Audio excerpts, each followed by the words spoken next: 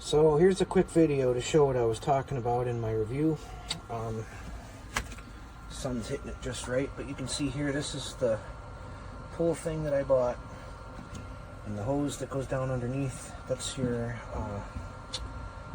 actually intake. The exhaust, this is, I cut a hole, I actually ended up using a Dremel tool.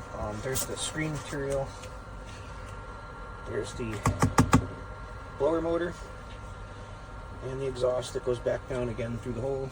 Here I can control the speed of it.